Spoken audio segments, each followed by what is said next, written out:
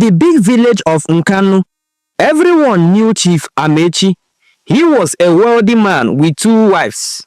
His first wife was called Mama Chika, and the second wife was Mama Onyinye. Mama Chika had 2 children, Chika, her daughter, and John, her son. Mama Onyinye also had 2 children too.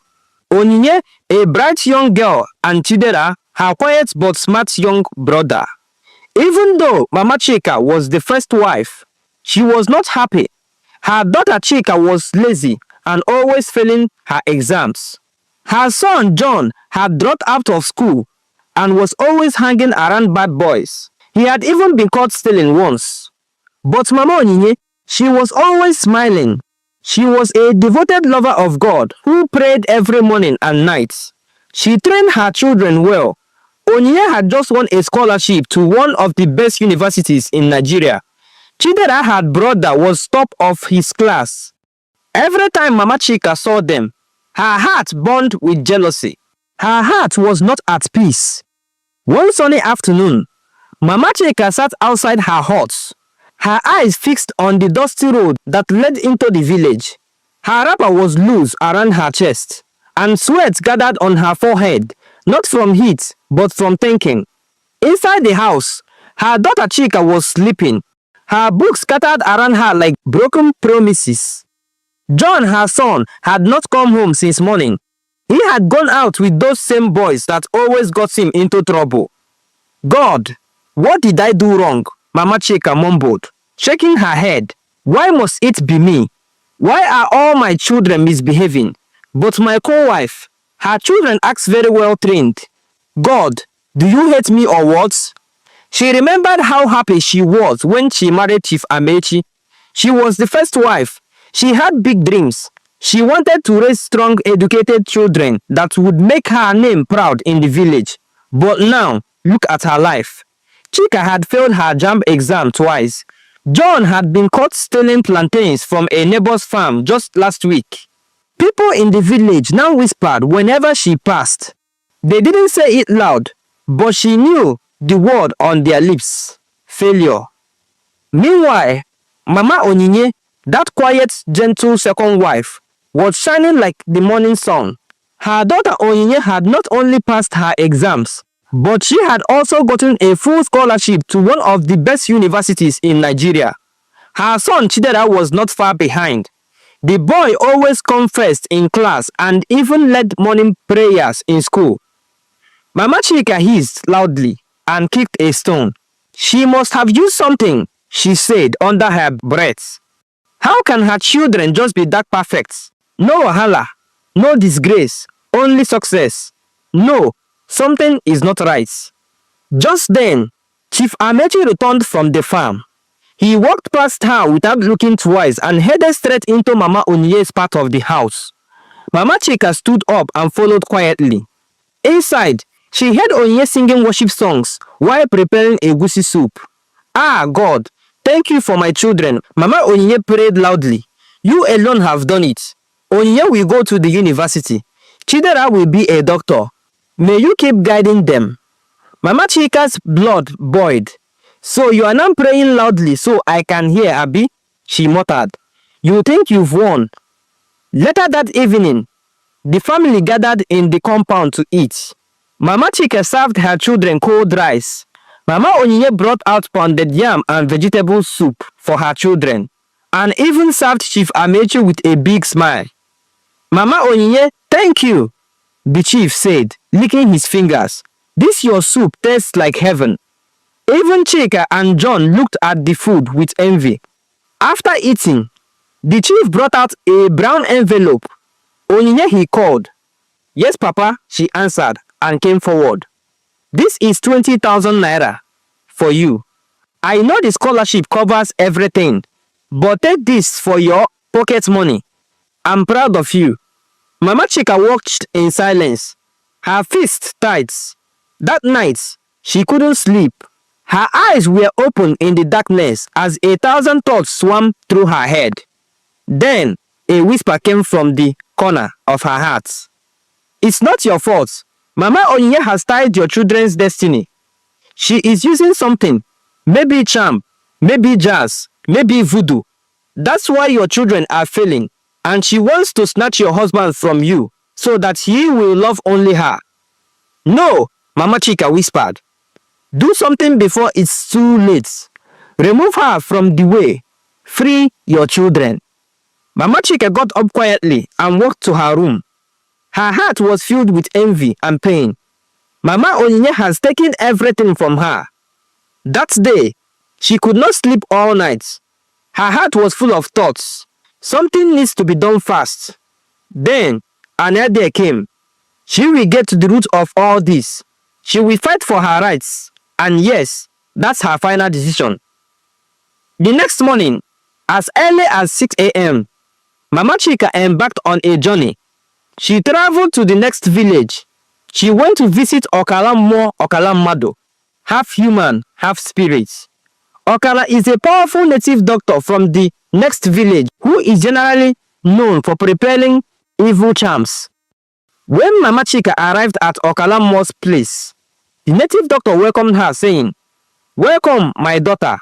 I know why you are here.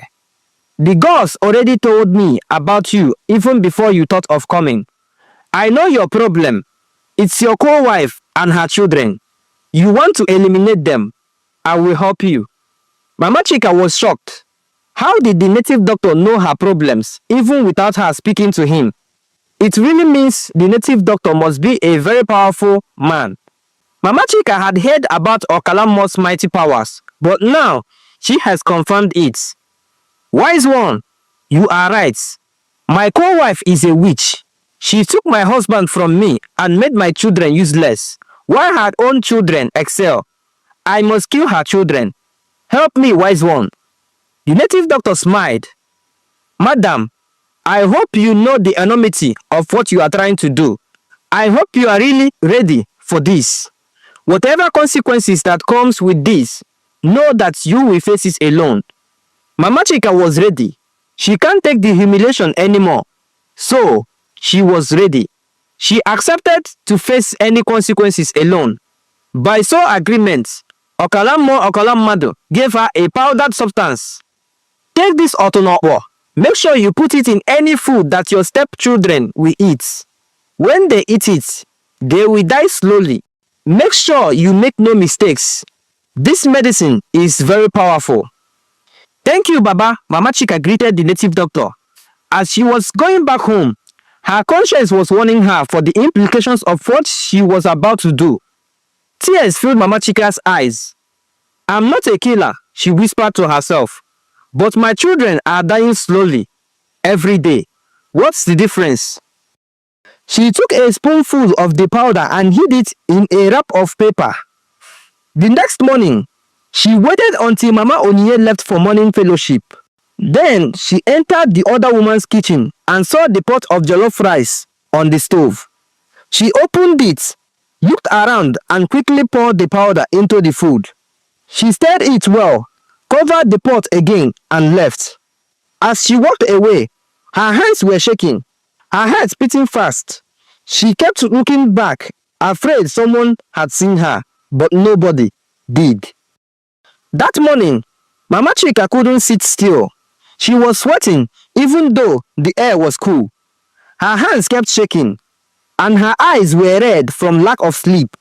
She sat outside pretending to pluck bitter leaf, but her mind was not there. Her eyes were fixed on Mama Onyinye's kitchen. "By now, she go don chop am," Mama Chika whispered, biting her lips. "Let her eat it, and let my children have peace again." But unknown to her, something else was already happening. Inside Mama Onyinye's kitchen, the pot of jollof rice was sitting quietly on the stove. Onyinye had cooked it before leaving for church fellowship, intending to warm it and serve it when she returned. But just minutes after she left, someone else came into the kitchen. Chika. Chika was always sneaky. She often stole small things around the house. That morning, she woke up hungry and angry. There was nothing nice to eat in her own mother's pot, just dry garri and cold water. Then, she remembered the sweet aroma that came from Mama Onyinye's kitchen before. "She know their house," Chika whispered to herself. Just small rice, she no go even notice. Chika tiptoed into Mama Onyinye's kitchen, opened the pot and smiled. Ah, see enjoyment. This rice too fine. She scooped a big portion onto a plate and carried it to the back of the compound where no one would see her. As she sat down to eat, her brother John arrived. Where you see that food? He asked, eyeing the plate. Chika tried to hide it. Leave me, Joe.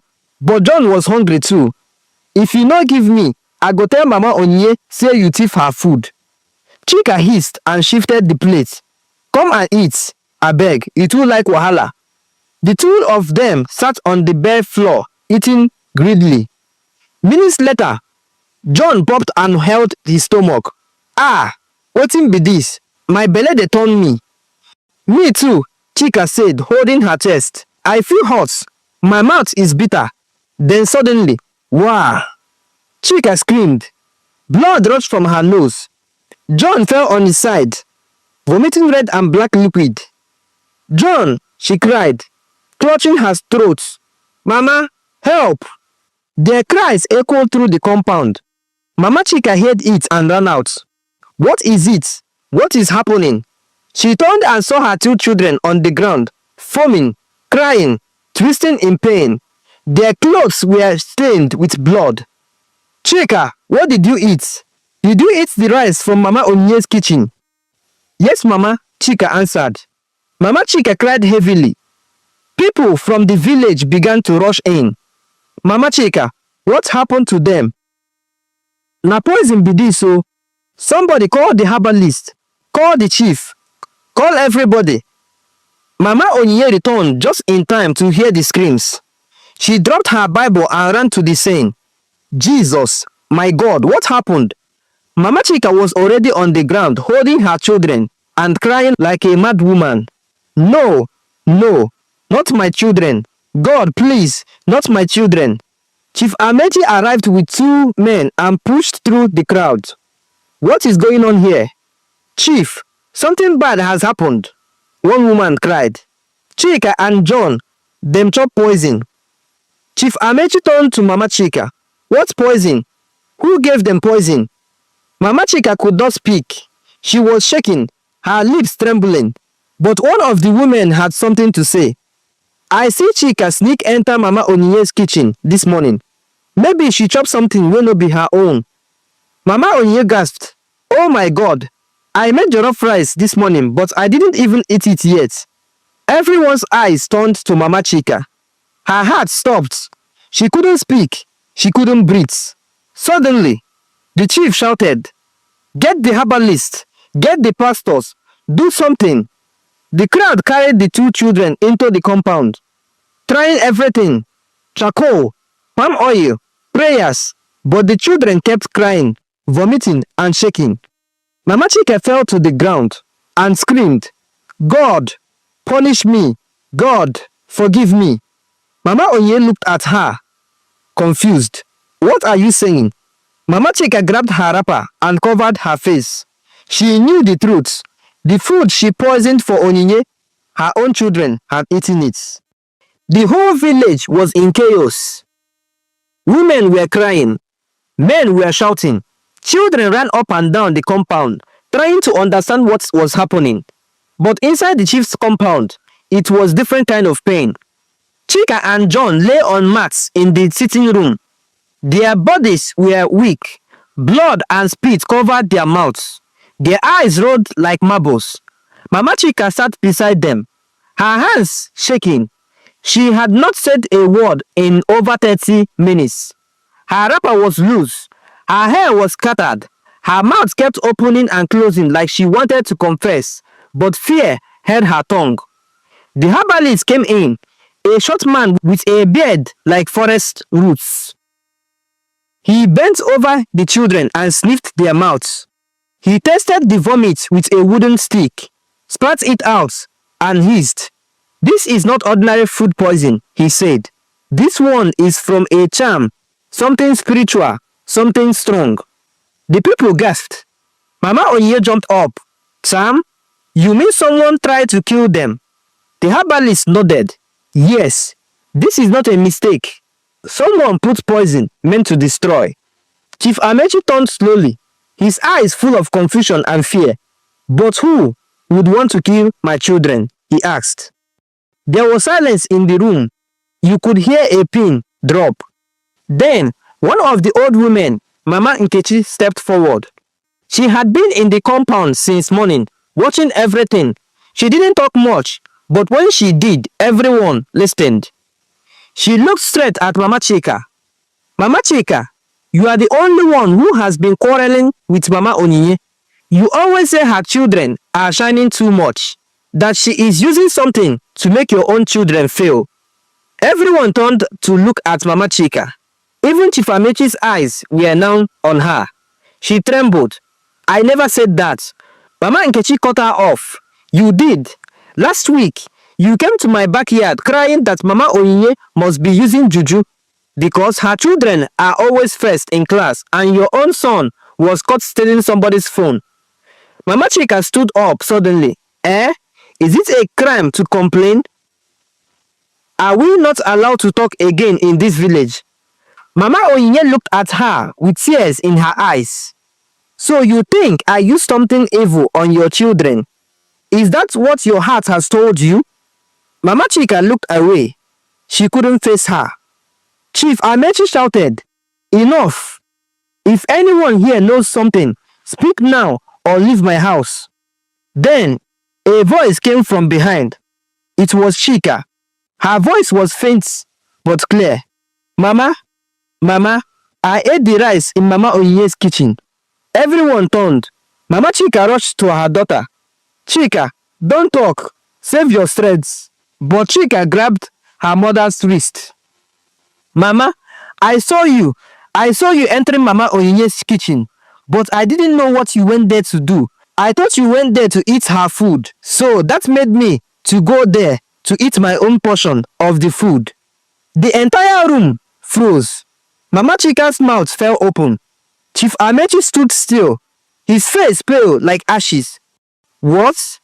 This means Mama Chika knows something about the poison. John turned his head slowly, coughing blood. She poisoned it for Onyinye, but we ate it. A deep silence fell. It was like the earth itself stopped breathing. Then, Mama Onyinye took a step back, as if lightning had struck her. Mama Chika, you tried to kill me and my children. Mama Chika collapsed on the floor. She bursted into tears, shaking like a leaf in the harmattan wind. I didn't mean for this to happen. I just want peace in my house. My children are suffering. You know your children are shining like stars. I thought you used something on them. I just want to stop it. Chief Amechi roared. So you tried to kill them in this same house under my roof. He kicked the stool beside him. It flew and hit the wall. Mama Chika held his leg, crying, I am sorry, my husband. Please forgive me. It was jealousy. I didn't know what I was doing. Mama Onyinye was now sobbing loudly. My God, my God. So all this while, this woman was planning to kill me. The villagers began to murmur. Some were angry, some were crying. Some said she should be taken to the king. Others said, no, let the police come and carry her. One of the elders said, this is an abomination. To poison your fellow wife's food. You want to make her husband a widower. You wanted to turn her children into orphans. Chief Amechi sat down slowly, his hands covering his face.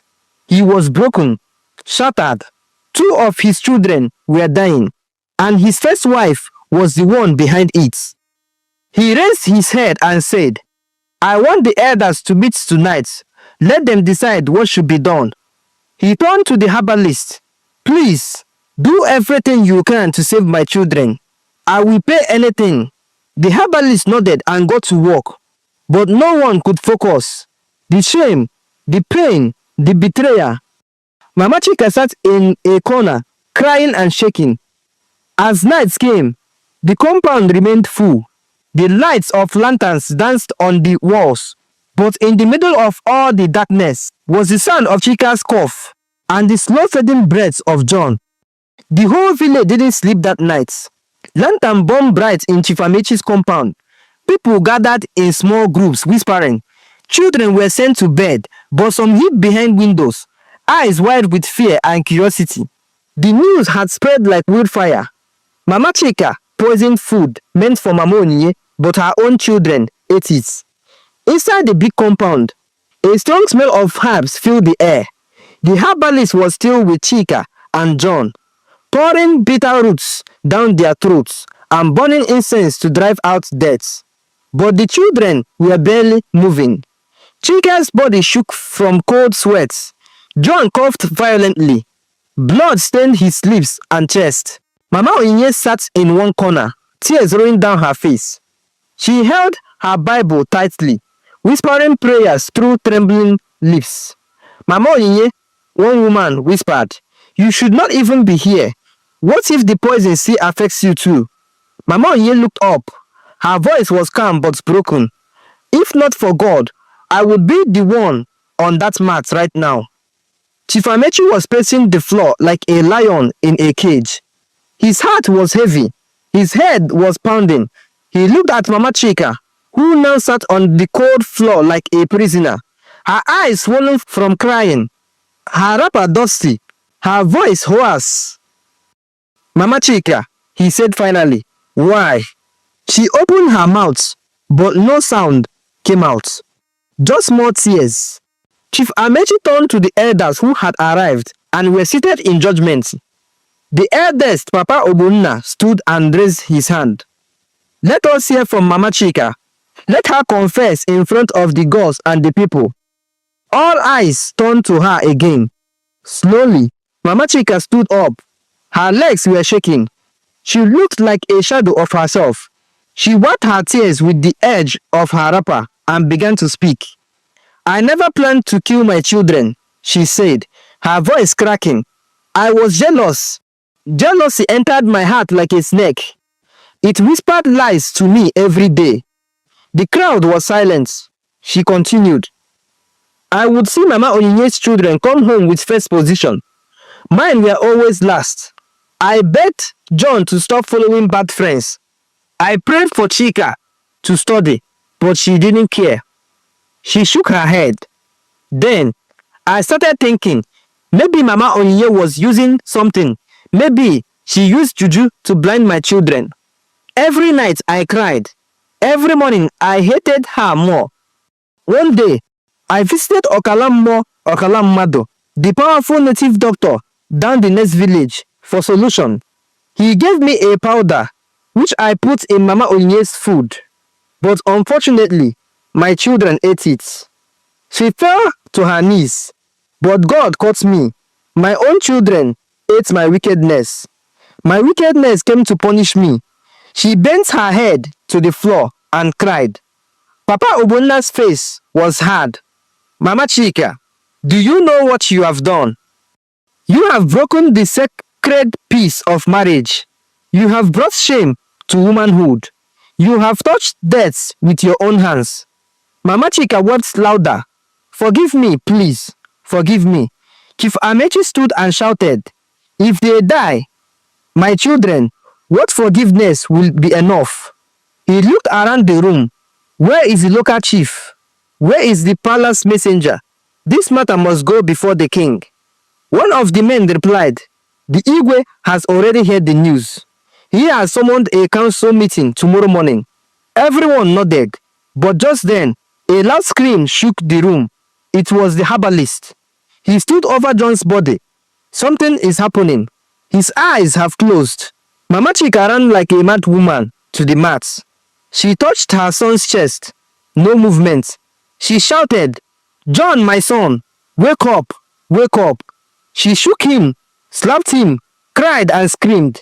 Chika sat up quickly and cried, "Brother, no, don't go." Mama Onyinye also rushed forward, holding Chika in her arms. The herbalist began chanting and pouring more herbs into John's mouth. Chief Amechi stood frozen, tears running down his cheeks. Everyone in the compound knelt down, praying and begging the gods. But it was too late. John had given up the ghost. He's gone. He's dead. I've done my best, but it was not enough. Only the girl will survive. But as for the boy, he has gone to be with the ancestors. He ate more from the food, and the poison have beaten all her intestines.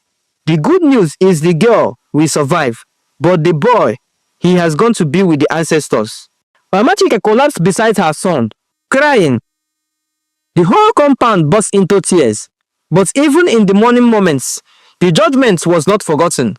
The elders turned back to Mama Chika.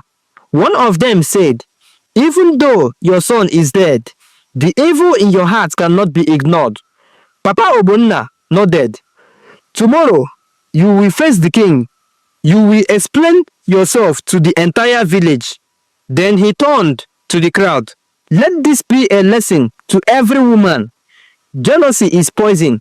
Wickedness destroys from within." Mama Chika was led away to the back room, guided. Chief Amechi followed the herbalist to see what else could be done. Mama Onyinye held her daughter and prayed with gratitude. But in the hearts of everyone present, one thing was clear. The fire of envy nearly destroyed a home, and the scars it left behind would never be forgotten. The next day, the village had just received the painful news. John was gone. Despite the herbalist's efforts, despite the prayers and the herbs, despite his brief moments of life the night before, he didn't survive. At dawn, his breath stopped, and this time, it did not return. Mama Chika's only son, the same boy she had shouted at to behave, the same boy she wanted to succeed so badly, was gone, killed by her own hands. When the town crier rang his bell and shouted through the streets, people poured out from their houses.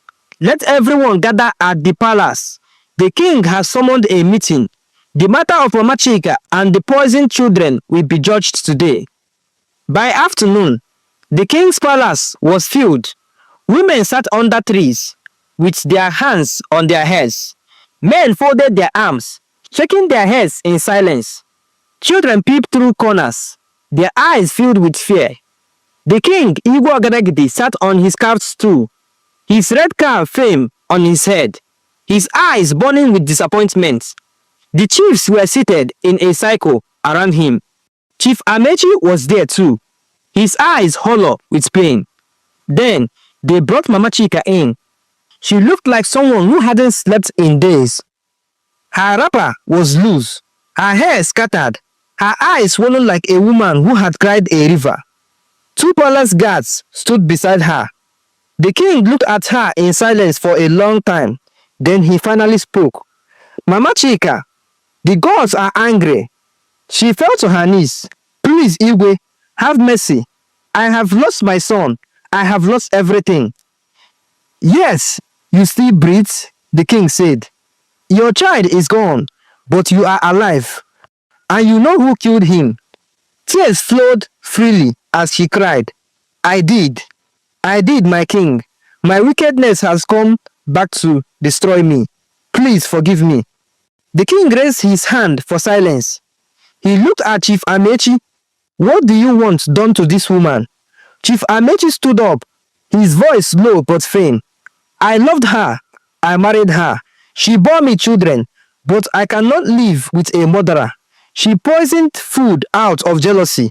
Her own children ate it. Now my son is dead. I want justice." The king nodded. He stood, and the village was silent. "Mama Chika," he said, "you are hereby banished from Nkano village. You must leave today before sunset and never return." Screams filled the air. Some women clapped. Some shook their heads. Mama Chika has destroyed her own destiny. She is finished. The king's voice thundered over the noise. "If you are seen again in this land, the gods will strike you. The ancestors will not protect you. You have brought shame to your husband's house, to this entire village, to womanhood and to motherhood." Two guards pulled Mama Chika to her feet. She was too weak to stand. She collapsed to the ground again, begging, "Please, Igwe, please, let me bury my son before I go." But the king shook his head. "You have buried yourself already. Go, leave before the sun touches the hills. Chief Amechi refused to look at her. Mama Onyinye turned away, holding her daughter tightly. The people watched in silence as Mama Chika was dragged out of the palace. She didn't even look like a human being again. Dust clung to her feet. Her wrapper dragged behind her. Tears poured like rain. Her voice broke the silence of the crowd. Forgive me, but no one answered. By sunset, she had already disappeared from the village road into the forest.